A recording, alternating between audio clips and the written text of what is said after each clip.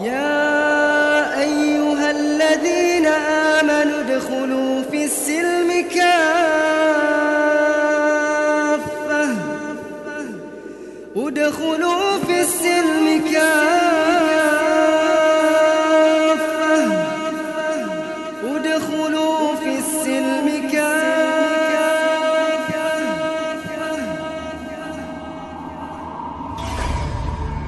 Inilah Buletin Dakwah Kafah edisi 288, 9 Ramadan 1444 Hijriah atau 31 Maret 2023 Masehi dengan judul Ramadan, Bulan Jihad dan Perjuangan. Ramadan identik dengan jihad. Sejarah memperlihatkan bahwa sejak masa Rasulullah SAW, Ramadan telah menjadi bulan jihad dan penaklukan. Kaum muslim tidak menjadi lemah karena puasa, apalagi bermalas-malasan. Justru semangat perjuangan dan pengorbanan malah bergelora pada bulan penuh berkah ini. Peperangan dan penaklukan. Jihad dalam makna syariah adalah qital atau perang. Tidak ada makna selain itu. Ibnu Rajab Al-Hanbali menjelaskan bahwa jihad adalah mengerahkan usaha dalam memerangi kaum kafir.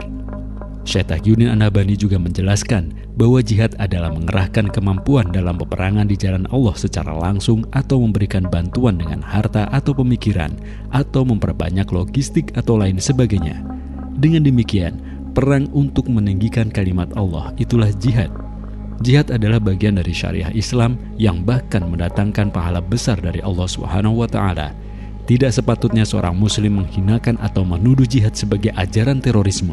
Jihad dalam Islam dibarengi dengan pelaksanaan adab-adab luhur, semisal larangan membunuh warga sipil seperti wanita, anak-anak, dan rahib, larangan merusak rumah ibadah, juga larangan membunuh hewan ternak dan merusak tanaman. Dalam kitab-kitab fikih, bahasan jihad selalu seputar perang, harta rampasan perang, tawanan perang, perjanjian damai, dan sebagainya. Perintah berjihad terdapat dalam Al-Quran dan As-Sunnah.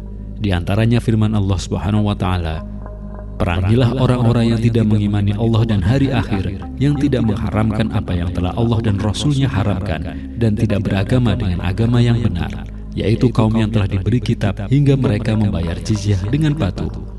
Terjemah Quran Surat At-Taubah ayat 29. Adapun dalam As-Sunnah, Rasulullah SAW antara lain bersabda, "Aku diperintahkan untuk memerangi manusia hingga mereka mengatakan La ilaha illallah Muhammadur Rasulullah." Hadis riwayat Al-Bukhari dan Muslim. Baginda Nabi SAW juga menyebut jihad adalah bagian dari ajaran Islam, bahkan merupakan puncaknya.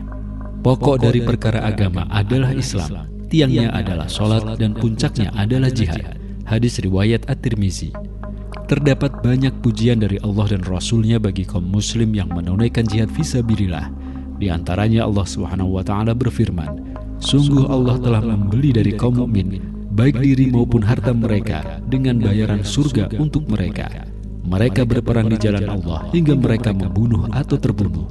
Terjemah Quran Surat At-Taubah ayat 111.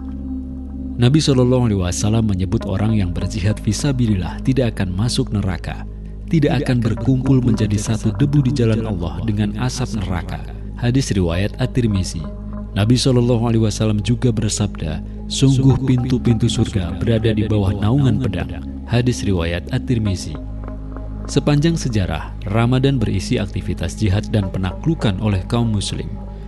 Pada masa Nabi SAW terjadi dua peristiwa besar, yakni Perang Badar Al-Kubra dan penaklukan Mekah. Keduanya berlangsung pada bulan Ramadan. Perang Badar terjadi pada Ramadan pertama saat ibadah saum diwajibkan. Dalam perang tersebut, kaum muslim hanya berjumlah 313 prajurit dengan 2 ekor kuda perang dan 30-40 ekor unta. Sebaliknya, pasukan musyrik Quraisy memiliki 200 ekor kuda perang dan sekitar 1000 orang prajurit. Namun dalam perang tersebut, Allah SWT menurunkan pertolongannya sehingga kaum muslim mendapatkan kemenangan. Sementara itu, penaklukan Mekah terjadi pada tanggal 10 Ramadan 8 Hijriah. Rasulullah SAW beserta 10.000 pasukan bergerak dari Madinah menuju Mekah. Beliau dan pasukan kaum muslim dapat menguasai Mekah secara keseluruhan tanpa pertumpahan darah sedikit pun, sekaligus menghancurkan berhala yang ditempatkan di dalam dan sekitar Ka'bah. Perang besar lain yang terjadi pada bulan Ramadan adalah Perang Hittin. Saat itu umat Islam dipimpin oleh Salahuddin Al-Ayyubi melawan kerajaan salib berhasil merebut kembali Yerusalem. Perang ini terjadi pada musim panas pada bulan Ramadan 4 Juli 1187 Masehi.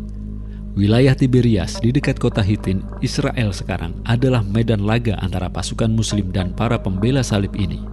Dalam perang Hitin ini, pasukan Salahuddin Al-Ayyubi berhasil menghancurkan pasukan salib dan merebut kembali Yerusalem.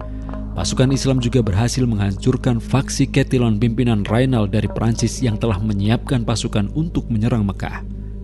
Perang besar lain yang terjadi pada bulan Ramadan adalah Perang Ain Jalut melawan invasi pasukan Mongol yang berhasil menghancurkan Khalifah Abbasiyah di Baghdad. Pada 15 Ramadan 658 Hijriah, pasukan kaum muslim bangkit dan melakukan perlawanan. Pasukan kaum muslim bersama para ulama di bawah pimpinan Sultan Qutus dari dinasti Mamluk Mesir berangkat ke Palestina setelah Mongol menguasai wilayah tersebut. Kedua pihak bertemu di Ain Jalut. Kemenangan diraih kaum muslim yang sekaligus mengakhiri kekuasaan Mongol. Inilah sebagian dari perang dan penaklukan yang terjadi pada bulan Ramadan. Selain menjalankan ibadah saum, kaum muslim juga berjuang mengorbankan jiwa dan raga mereka. Umat perlu pembebasan. Perintah jihad tidak terhapus sekalipun saat ini kaum muslim tidak lagi memiliki kekhilafahan untuk memimpin mereka. Kewajiban berjihad berlanjut terus hingga hari kiamat sebagaimana sabda Nabi SAW.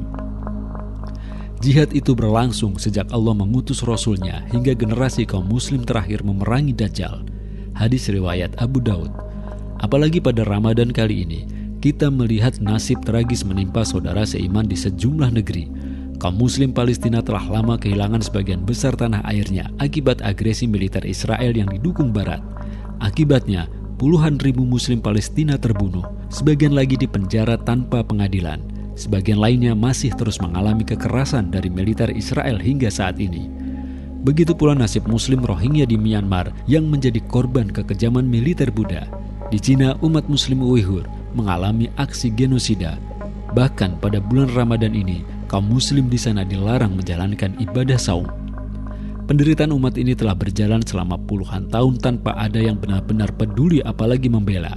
Selain retorika kosong para pemimpin dunia Islam, mereka hanya mendapat bantuan logistik ala kadarnya yang jauh dari pemenuhan kebutuhan umat. Sampai hari ini umat muslim menjadi pengungsi terbesar di dunia. Ironinya, sebagian justru menjadi pengungsi di negeri sendiri. Yang mengherankan, sebagian dari para pemimpin muslim berjabat tangan dengan para penjajah dan pembunuh kaum muslim. Bahkan menurut mereka, penderitaan dunia Islam hari ini seperti Palestina bukanlah urusan dalam negeri mereka. Dulu umat memiliki junnah atau perisai yang melindungi mereka.